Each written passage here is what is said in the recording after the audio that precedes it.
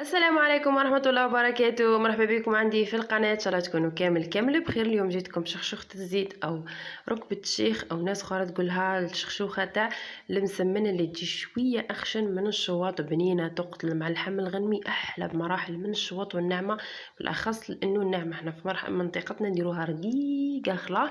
هذه تكون زايد عليها شوية خشونية بطريقة سهلة وبسيطة. تبعوا فقط الفيديو للآخر راح تكتشفوا كيفاش خدمته. قبل ما نروحوا للوصفة ما تنسوش ديروا لي جيم فضلا وليس امرا للفيديو.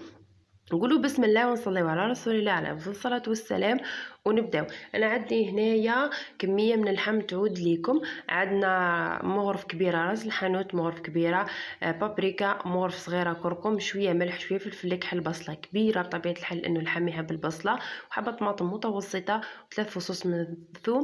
واذا كان اللحم تاعكم فيه الشحمه نحولوا الشحمه، ولا تحبوا ليدام براحتكم. انا نحيت له الشحمه وحطيت معاه ملعقتين من الزيت. انا هنا خيرت اني ندير الكتف، كان عندي كتف كنت راح نحمره في الكوشه، ومن بعد قلت ندير به هذيك الشخشوخه. حمرته شويه هو الاول باه نغلق له المسام وتروح الريحه تاع الزفاره تاع اللحم، وفي نفس الوقت يجيني بنين. ومن بعد حطيت له البصله اللي كنت ربيتها هي والطماطم والثوم، وحطيت هذوك التوابل راح نكتبهم لكم كذلك لتحت في صندوق الوصف التوابل بالتفصيل، وخليتهم يتقلاو شويه. بعد ما تقلاو حطيت ملعقه هريسه اختياريه، اللي يحب الحار يحط بزاف، اللي ما يحبش الحار ما يحطش، وملعقه كبيره من الطماطم. لانه الحبه تاع الطماطم كبيره اللي كنت درتها، فما قررت اني ما نكثرش ورش عفوا تاع سكر، راح تخلي الحماضه تتنحى وراح تجيك من الماكله حاره وفي نفس الوقت بنينه وحلوه. عسل رشه سكر فقط، ونقليوهم شويه على النار. هذيك الطماطم والهريسه باش تروح الماده الحافظه اللي فيهم، ومن بعديك نحط لهم شويه ماء ونخليهم يتقلاو مده من الزمان. وبعد ما يتقلاو مليح مده نص ساعه، يعني قليو نص ساعه كل شيء من الاول للاخر، راح نمرقوها بمسخون ونقفلوا عليها ساعه حتى لساعه، من ساعه عفوا غير ربع حتى لساعه على حسب اللحم تاعكم كبير ولا صغير. انا اللحم صغير هذيك حطيت له طماطم من الاول. ومن بعد جيت هنا رنخت الشخشوخه هذه راهي عباره عن مش كيما الشواط وكيما الشخشوخه تاع الفرو كيما تريده. ماء، ملح، ماء ودقيق سميد، يعني يكون نوعيه مليحه باش ما يتقطع لكمش اثناء ما تكونوا تحلوا فيها وتطيبوها. وهنايا انا ننصحكم نصيحه، انا هذه نديرها لانه انا يدي مريضه، وفعليا عمليه جدا انكم العجينه ترنخوها طريه وتحطوها في الساشيه وتخليوها تريح. انا هنا لاني الشواط نحب نريحه بزاف صراحه، لكن هذه ما ريحتهاش بزاف، خليتها مده ساعه يمكن، ومن بعد رجعت عجنتها.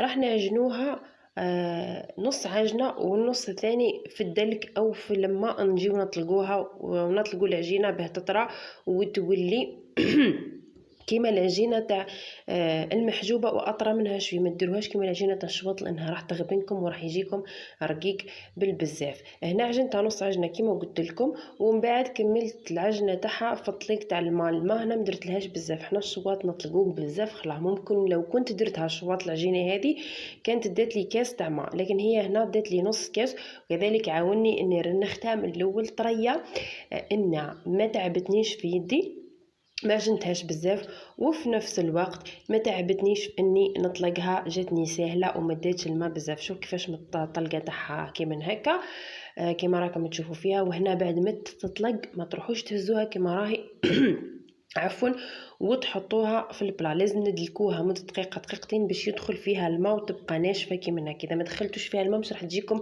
مليحه. وهنا نديروا لها شويه زيت ونحطوها في البلا او في صحن ونغطيوها ونخليوها تطلق روحها شويه، يعني ما تلوزوهاش من بعد لانها راح تكون الاستيكي. لازم تريح شويه باش كتجيو تلوزوها تجيكم مليحه. راح او بلاط عفوا صوتي راهو من لا قريب كيما هاك، سامحوني يعني راهي مش قادره نهضر لكن لازم ندير الفيديو. ما علينا، راح نلوزوها شوي كبيره لانه حنايا مش راح نديروها رقيقه كيما الشواط، تكون كيما الشواط راح نلوزوها صغيره باش ما تغبنكمش وتجيكم مليحه. بعد ما لوزتها كامل راح نحط عليها شويه زيت من الفوق وراح نغطيها بالساشي ونخليها ترتاح من نص ساعه حتى لساعه غير ربع، على قد ما ترتاح على قد ما راهو مليح ليها، باه كي تجيو تحلوها تساعدكم تمشي على الكيف. مش راح نتوما تحلو هي تعاود ترجع، تحلو هي تعاود ترجع. غطيتها مليح باش ما تدخلهاش الهواء وتقشلف، ودير هذيك القشره الفوقانيه وخليتها ريحت. بعد ما ريحت عطيتها الوقت، عفوا، جبتها راح نحط بابي كويسون. علاش قلت لكم راح نعطي لكم طريقه تخليكم تطيبوها بلا ما تحلوا، بلا ما كما كيجيو تهزوها ما تعيكمش، بالاخص اذا كنتوا تطيبوا بالواقفه. راح نجيبوا بابي كويسون نحطوا له شويه زيت، وكذلك كذلك كذلك انه البابي كويسون راح يعاونكم انكم ما ديروا لهاش الزيت بزاف، مش راح يجي فيها الزيت. وشوفوا العمليه تاع الحله نتاعها كيف ما باطراف الاصابع فقط مشيو هكا، وشوفوا العجينه كي عطيتها وقتها في الراحه كيفاش قاعده تمشي، مش قاعده ترجع نهائيا. وراح نطيبوها على نار تكون قليله، ولكن وش هي مش نطيبوها كما الشواط نصهدوها منا ومن هيه ونحيوها. الشواط راني نحطو على جهه، نزيد نحطو على جهه اخرى، نشوف الحاشيه اذا ما طابتش نزيد نعاود نوقفو. لكن هذا لازم يطيب شويه، تكون فيه شويه صفورة كيما تاع المسمن، ماشي حمر بعد كيما المسمن، المهم شويه صفر باه يجيكم مليح، لانه خشين ماهوش رقيق كيما الشواط. الشواط ما يستحقش يطيب لانه رقيق بالبزاف وراح يقرمش وما يجيش مليح، فهمتوني؟ ما علينا، راح نكملوا نطيبوها كما راكم تشوفوا فيها ونقلبوا. بابي كويسون راهو عملي جدا، شتوني كيفاش نحيته بكل سهوله حتى طيب. و نحطوها في ساشي، لما نكونوا نطيبوا فيها نحطوها في الساشي باه ما تيبسناش، لانه هذه مخدومه بالزيت، يعني اذا خليناها يضرب فيها الهواء راح تتقرمش وتولي مقرمشه، ماهيش شخشوخه عاديه وماهيش شواط اللي ما راحش يبس. ما علينا، بعد ما كملتها حليتها من الساشي وهي دافيه شويه مش سخونه، وراح نوري لكم كيفاش الشكل تاعها. كاين الناس يديروا الشواط تاعهم كيما هكا، يعني كل واحد وذوق، وانا هذه بالنسبه لي راهي شخشوخه ماهيش الشواط. انا الشواط يجي ارق من هيك بمراحل.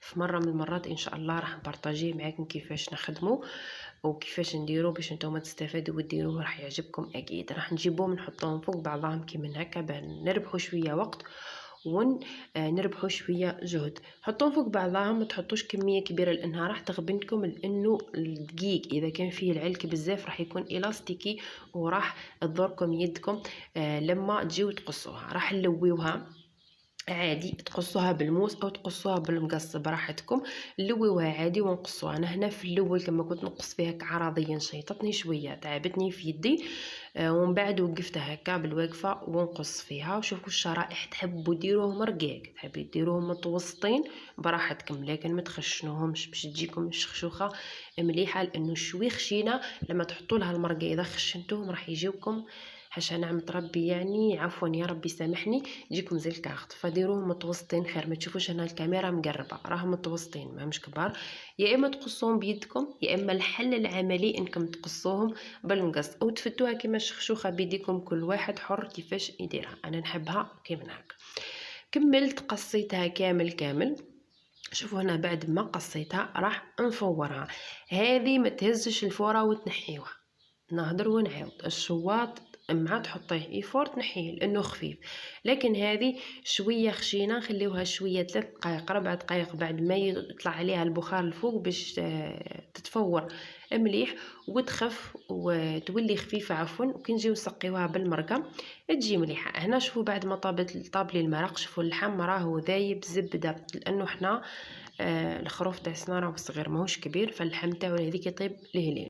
خليو هذيك الشخشوخه تبرد، ما تسقيوها شويه سخونه باش ما تلكز لكم. صدقوني اذا سقيتوها وهي سخونه والمرقه سخونه راح تلكز وتولي لكم عجينه فريد فخ. عطيوها حقها في انها تبرد مده 10 دقائق 20 دقيقه، ومن بعد نجيو نسقيوها. بطبيعه الحال لا يخلو الطبق الجزائري التقليدي من البيض او العظام كما نقولوا حنا في منطقه الشرق، والحمص وكذلك الخضر. انا مرفا ندير الجزر او السناريه او الزروديه كما يقولوا في العاصمه، لكن هذه المره نسيتها. صدقوني الجزر او السناريه في المعجنات يعطيهم طعم رائع جدا، لكن للاسف انا نسيتها. وكيفاش نسقيه؟ راح نسقيوها وراح نديرو بالفرشيطه كما كنحركوا فقط باه نزيدو نحطوا المرقه وتهبط للتحت، يعني ما تبقاش الفوق مسقيه ومن الداخل ماهيش مسقيه. راهي مش زي ما البربوشه تصبوا فيها المرقه توصل للتحت، لانها حبيب متفرقة وسهل انه المرق يتغلغل فيها حتى لتحت. اما هذه فعبارة عن شخشوخة مكدسة فوق بعضها، لازم نحركوها اثناء ما نحنا نسقيو فيها او نسقيوها بالمرق باه يتغلغل فيها وتتسقى كامل وتجي مليحة. هنا بعد ما كملتها حطيت عليها اللحم وكذلك وريت لكم الشكل النهائي تاعها. شهيتكم في الجنة ان شاء الله. ما نتمنى غير انكم تجربوها وتردوا لي بالخبر في التعليقات وتقولوا لي رايكم فيها. واذا عجبتكم الوصفه ما تنسوش ديروا لها جيم وتبارطاجيوها، وما تنسوش كذلك تابوني واللي هو الاشتراك بجنب الاسم تاعي في القناه وتفعلوا الجرس بيوصلكم دائما جديد وتشوفوه اول باول. نتلاقاو في عدد جديد ووصفه جديده. يلا سلام.